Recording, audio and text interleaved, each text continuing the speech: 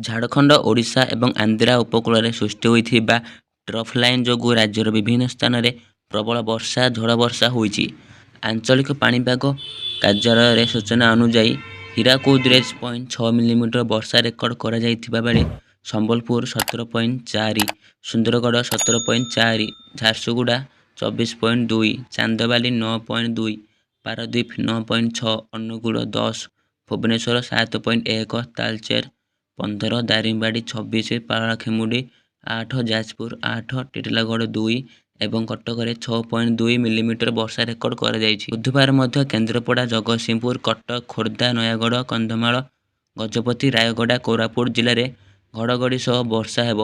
ଏହି ସବୁ ଜିଲ୍ଲା ପାଇଁ ଅରେଞ୍ଜ ୱାର୍ଣ୍ଣିଂ ଜାରି କରାଯାଇଛି ଏବଂ ଏହି ସମୟରେ ବାଲେଶ୍ୱର, ଭଦ୍ରକ, ମୟୂରଭଞ୍ଜ, ଢେଙ୍କାନାଳ, ବୌଦ୍ଧ, ମାଲକାନଗିରି, ନବରଙ୍ଗପୁର ଏବଂ କେନ୍ଦୁଝର ଜିଲ୍ଲାର ଗୋଟିଏ କିମ୍ବା ଦୁଇଟି ସ୍ଥାନରେ ଝଡ଼ ବର୍ଷା ହେବ।